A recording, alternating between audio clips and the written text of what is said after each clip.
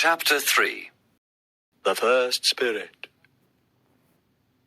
When Scrooge woke up, it was very dark. The church clock struck 12. 12? Said Scrooge, surprised. But it was after 2 o'clock when I went to bed. It's impossible. That clock is wrong. He got out of bed and went to the window, but he couldn't see much. It was dark, foggy, and very cold. He went back to bed and began to think. Was it all a dream? Was Marley's ghost really here? He said to himself. Suddenly he remembered the ghost's words. The first spirit will come at 1 o'clock tomorrow morning. So he decided to wait and see. After a long time, he heard the church clock. It's 1 o'clock, said Scrooge. and there's nobody here. At that moment, there was a great light in the room, and the curtains of his bed opened. Yes, a hand opened the curtain in front of his face. He sat up and saw a strange person. It was small, like a child, but it was also like an old man. Its long hair was white, but its face looked young. It was wearing white clothes with summer flowers on them. There was a piece of green holly in its hand. Are you the first spirit? Asked Scrooge. Yes, I am. The visitor replied in a quiet voice. Who and what are you? I am the ghost of Christmas past. Whose past? Your past. Why are you here? To help you. I thank you. Scrooge said. If you want to help me, let me sleep. Get up and walk with me, said the spirit, and it took his arm. Scrooge wanted to say that it was late, the weather was very cold, and his bed was warm. But the spirit took him to the window. No, I'll fall, Scrooge said. The spirit put its hand on his heart. If I touch you here, you won't fall, it said. Then they went through the wall, and suddenly they were standing on a road in the country. There was snow in the fields. Good heavens, Scrooge cried. This is where I was born. I was a boy here. And he remembered all his old feelings about the place. Your lip is trembling, said the ghost. Are you crying? No, answered Scrooge, but a tear fell from his eye. They walked along the road towards a little town with a bridge, a church, and a river. Some boys came out of a school. They were laughing and singing because it was a holiday. They shouted, "Merry Christmas!" to each other. They are all in the past, the ghost said. They are only shadows. Scrooge knew all of them, and he felt suddenly happy. Why did his cold eyes and heart become warm with joy? What did Merry Christmas mean to him? He didn't like Christmas. The school is not empty, said the spirit. One child is still there. He hasn't got any friends. I know, Scrooge said, and there were big tears in his eyes. They went into the school, a big, old, dark place. Inside, there was a long classroom. It looked sad and empty, with only a few desks and chairs in it. A little boy was sitting at one of the desks. He was reading a book by a small fire. Scrooge sat down on a chair and cried, because he knew that the little boy was himself many years ago. That's me, he said. I was left here one Christmas. Poor boy. Oh, I would like to, but it's too late now. What is it? Asked the spirit. Nothing. You see, there was a poor boy outside my office last night. He was singing a Christmas carol, but I didn't give him anything, and I told him to go away. The spirit smiled. Let's see another Christmas. Then everything changed. The boy was bigger, and the room looked older and darker. Scrooge saw himself again. He was walking sadly up and down. Then the door opened and a little girl ran in. She was younger than the boy.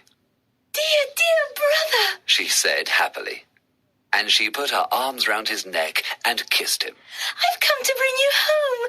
Home, home. Home, Fanny? The boy asked. Yes, home forever and ever. The girl laughed. Father is kinder now, and he wants you to come home. He sent me in a coach to fetch you. Oh, you'll never come back to this horrible school, and we'll be together for Christmas. I'm so happy. She began to pull him towards the door. Bring Master Scrooge's luggage to the coach. Somebody shouted in a terrible voice. It was the teacher, and when he came in, the boy was very frightened. Goodbye, Master Scrooge. Said the teacher in his terrible voice. Goodbye, sir. The boy answered, trembling. But when he got into the coach with his sister, he felt happy. Your sister had a very good heart, Said the ghost. When she died, she left one child, your nephew. Yes. Scrooge remembered the conversation with his nephew in his office the afternoon before, and he felt bad about it. Suddenly, they were standing at the door of an office in the city. It was Christmas again. I know this place very well. And there's old Mr. Fezziwig, alive again. Oh, dear old Fezziwig. Mr. Fezziwig was a fat, happy man with a red face. He was working at a desk. Hey, Ebenezer! Dick! He shouted. Stop your work! Scrooge, now a young man, came in with his friend Dick. It's Christmas Eve, boys. We must celebrate. Said Fezziwig. Let's stop work and close the office. So they put away all the books and papers and made a big fire. Then a man came in and started to play the violin. Mrs. Fezziwig and the three Miss Fezziwigs arrived. And then a lot of young people came, and everybody began to dance to the music. Then there were games and more dances, cake and hot wine, and more dances. And there was lots of roast beef and beer and mince pies too. It was a wonderful party. At 11 o'clock, everybody said, "Merry Christmas!" And the party finished. While Scrooge was watching all this, he laughed and sang and wanted to dance. He remembered it all and enjoyed it very much. You and Dick and everybody loved Mr. Fezziwig. The ghost said to him. But why? That party was a very small thing. It cost only 3 or 4 pounds. So why did you all love him so much? A small thing? Answered Scrooge. No. Fezziwig was our manager. So he could make us happy or unhappy. He could make our work easy or hard. He gave us a lot of happiness, and that was like a fortune in money. Then Scrooge looked sadly at the ghost. What are you thinking about? It asked. I was thinking that I would like to speak to my clerk now. Come, there isn't much time, Said the ghost. We must be quick. At that moment, the scene vanished, and they were standing in the open air. Scrooge saw a man of about 40. It was himself again, and his face showed the first signs of the problems of business and a passion for money. He was sitting next to a young girl dressed in black. It was his fiancée, Belle. She was crying quietly. You love something more than me, Ebenezer. She said. Huh? What? Money. You are afraid of life. You are afraid of the world. And so you do only one thing. Make money. Then you feel more secure. Money is your passion now. No, he said angrily. My feelings for you haven't changed, Belle. But you have changed. When you promised to marry me, you were a different person. I was a boy, he said. And so my love is nothing to you now. You aren't happy with me, and you don't want to marry me. I've never said that. Not in words, no. But I know it's true. I haven't got any money, so you don't want me. Well, you're free to go. I hope you will be happy. And Belle went sadly away. Spirit, Scrooge cried. don't show me any more. Take me home. There's one more scene. No, no more. I don't want to see it. But suddenly they were in a room where a beautiful young girl was sitting near a big fire. Next to her sat her mother. This was Belle, now older. The room was full of children, and there was a lot of noise. But Belle and her daughter liked it, and the daughter began to play with the children. Then the father came in with a lot of Christmas presents. He gave them to the children, and they laughed and shouted happily. Finally, they went to bed, and the house was quiet. The father sat by the fire with his wife and daughter. Scrooge looked at them and thought, How sad that I don't have a wife and daughter. Belle, said the husband to his wife.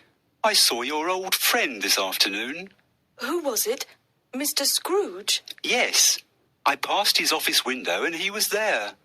He hasn't got a friend in the world. His old partner Marley is dying. Spirit, take me away. Said Scrooge.